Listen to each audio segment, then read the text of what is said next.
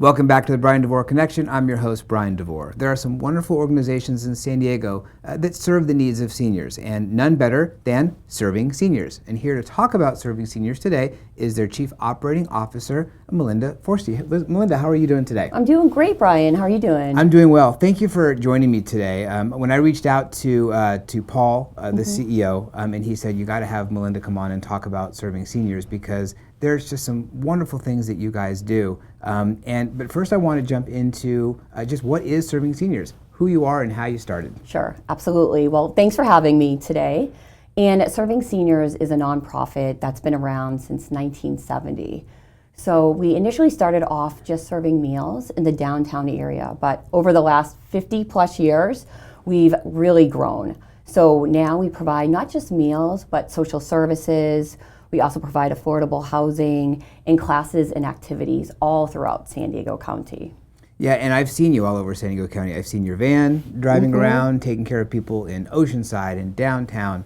And I belong to an organization that we helped box some food during the pandemic. I know you guys really rallied during the pandemic to even continue your food service when people couldn't come in. Yeah, no, absolutely. So since the pandemic, we've more than doubled the number of meals each year. We were doing about 650,000 before, and now we're doing over 1.4 million annually. Holy cow, that's a lot of meals. Yes, well, yes. There's a lot of people who need those meals, and especially those who are homeless. And I know there was a needs assessment, a homeless needs assessment that was done. The results were put out about a year ago or so. Talk about that needs assessment and why that's happening and what's developing from that.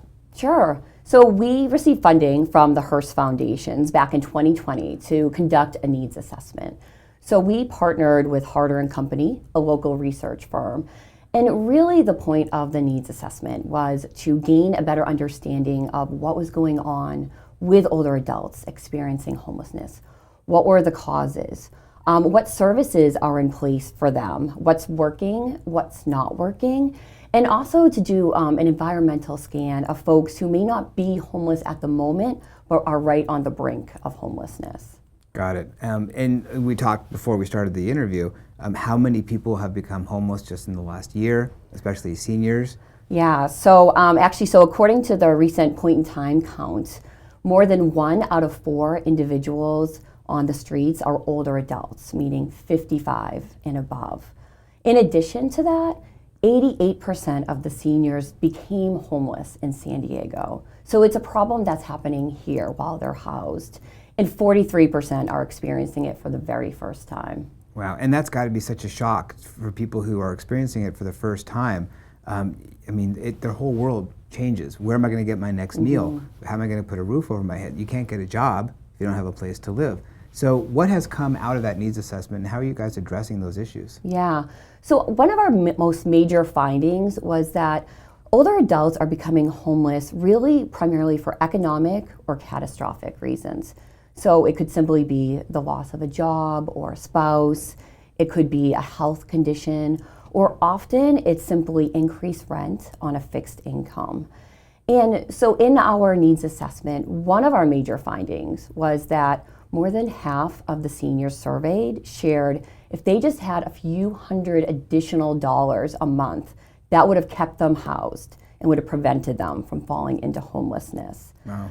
So one of our biggest recommendations was to really encourage local elected officials to launch what's called a rental shell subsidy program. And the way this program works is it provides a few $100s of rental assistance directly to the landlord, and that really frees up just that small pot of money for seniors so they're able to address basic needs such as medical care, transportation, and food. And we are thrilled to share that the County of San Diego recently approved a pilot program. And so with this program, it's going to be providing shell rental subsidies to 200 older adults throughout the county. And the program is slated to start in March of 2023. That's amazing. And how long do you expect that program to go on for? So right now the program is slated for 18 months. But we do know that there's going to be a research component to that. So we think it's critical to really be able to demonstrate the effectiveness of this so we can continue with similar programs. Right. I can't imagine it's not going to be super beneficial. Like you said, only a couple $100s to keep people housed. And housing it's the cornerstone, I think, of people's safety net, of their care, of their outlook, you know, and their ability to take care of their family. It all starts with shelter. Yeah. If they don't have it, then it just goes downhill from there. Yeah, and housing is the #1 need for the seniors we serve. And it's been growing over the last few years, but really since the pandemic and with the increase in inflation, we're seeing more older adults now than ever coming in saying, they're going to miss their rents, they're at the precipice of being evicted. And so that's why programs like this and affordable housing are critical to meet the growing needs. So let's talk about affordable housing.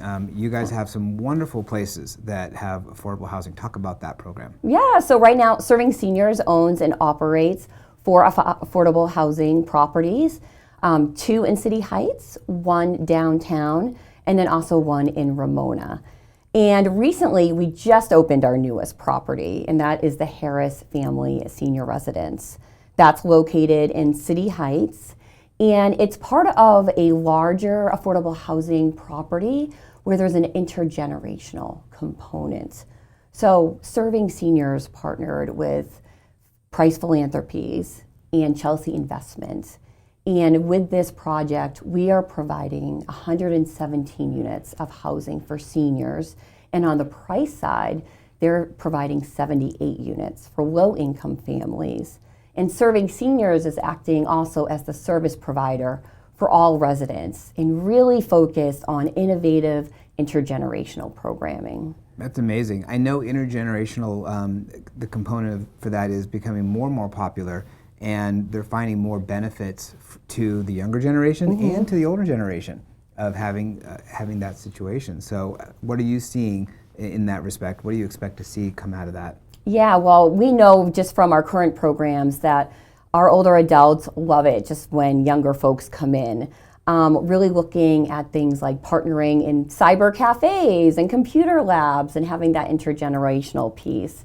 We are also going to be working on after-school programs for the family side and seeing can some of these older adults assist with that. And this is really so critical too, Bryan, because so many of our seniors do live alone. They don't keep in touch with their families, and so social isolation really is a huge challenge. And this is a great opportunity for them not to just get to know each other, but to really develop those relationships with the families at this project. Right, so not just be alive, but to thrive as well. You got it. What other initiatives is Serving Seniors looking at in the future, or even now? So we are very busy with advocacy work, so we have continued to promote the findings of our needs assessment. So in addition to looking at the shallow subsidies and additional housing, we have also partnered with Aging and Independent Services at the County of San Diego and the Regional Task Force on Homelessness to provide comprehensive training on older adults to all of the service providers working with seniors, because we did see that as a gap. In addition to that, we continue to grow our meal program and really increasing the number of homebound seniors that we serve, but also reopening congregate sites across the county, really encouraging folks to come back to those sites that are open. Yeah. The name says it all, Serving Seniors. It's what you guys do. Your information is on the screen, the web address, the phone number. If you want to learn more about Serving Seniors, if you want to volunteer, donate to this amazing cause, definitely do so. You can, again, find their information on the screen. Melinda, thank you very much for coming and sharing everything that Serving Seniors has to offer. Well, thanks, Bryan, and it was a pleasure to be here. My pleasure.